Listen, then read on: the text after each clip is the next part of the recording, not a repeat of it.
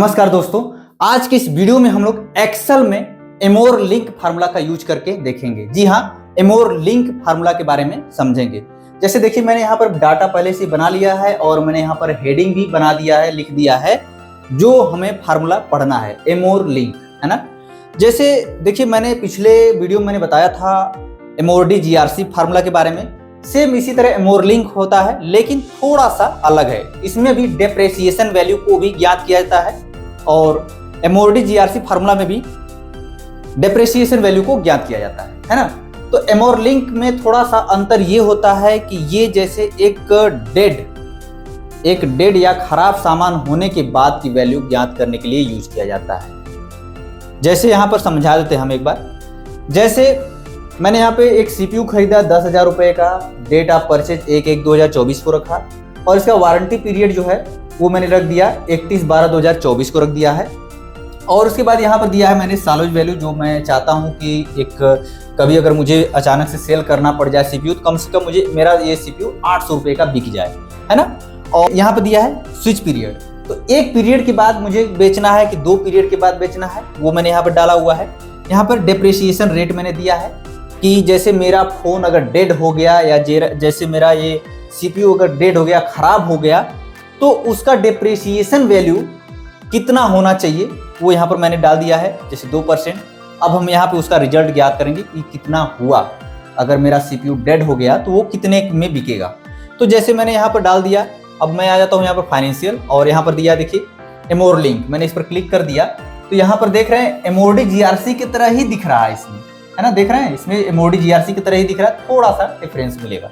जैसे मैं यहाँ पर ले लेता हूँ कास्ट, यहाँ मैंने कास्ट उठा लिया। उसके बाद यहाँ पर डेट ऑफ परचेज मैंने यहाँ से ले लिया। उसके बाद आपका फर्स्ट पीरियड है वो मैंने यहाँ पर से ले लिया, उठा लिया इस तरह से। उसके बाद साल्वेज वैल्यू, साल्वेज मैंने यहाँ से उठा लिया। उसके बाद पीरियड, कितने पीरियड के बाद मुझे सेल करना है वो मैंने यहाँ से ले लिया। उसके बाद आएंगे, थोड़ा सा स्क्रॉल कर देंगे नीचे, तो यहाँ पर देखिए रेट दिखा रहा है।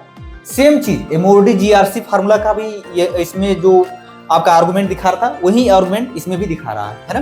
तो यहाँ पर रेट है तो मैंने रेट ले लिया। उसके बाद बेसिस जो मैंने बताया था उसमें भी देखिए, इसमें मैं बता दे रहा हूँ 0 फॉर 360 दिन और यहाँ पर 1 फॉर एक्चुअल और 3 फॉर 365 डेज, है ना।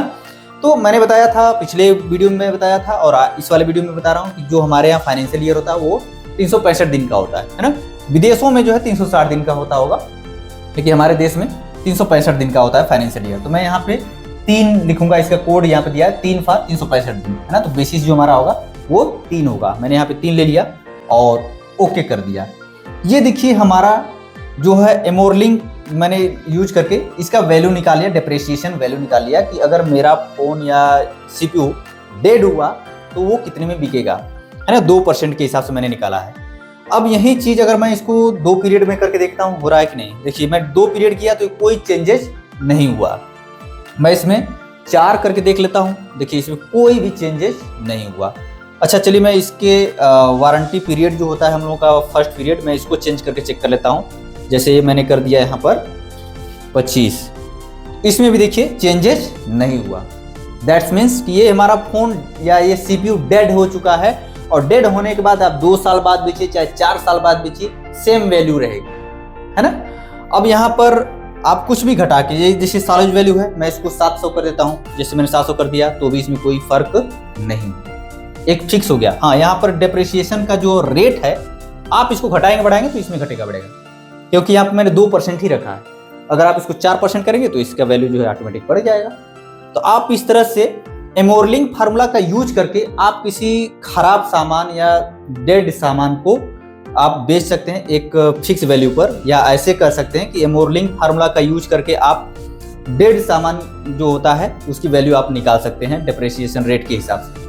ये जो हमारा फार्मूला है वो यहाँ मैंने अप्लाई करके दिखा दिया है। अब मैं इसी तरह इस पर भी यूज कर लेता हूँ। जैसे यहाँ पर मैं अब इस तरह से यूज करूँगा, बराबर मैंने डाल दिया यहाँ पर एमोर लिंक है ना। उसके बाद यहाँ पर कर दिया कोस्ट।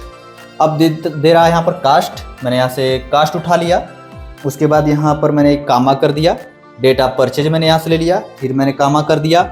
उसके बाद यहाँ पर फर्स्ट पीरियड मैंने उठा लिया, फिर कामा कर दिया। उसके बाद साल्वेज वैल्यू मैंने यहाँ से ले लिया। उसके बाद कामा कर दिया, उसके बाद पीरियड मैंने यहाँ से उठा लिया, उसके बाद यहाँ से कामा कर दिया, उसके बाद रेट मैंने उठा लिया, फिर कामा कर दिया। अब यहाँ पर देख रहे हैं 365 दिन के लिए 3 कोड दिखा रहा है, तो हम लोग जब भी कैलकुलेशन करेंगे वो 365 दिन के हिसाब से करेंगे, है ना।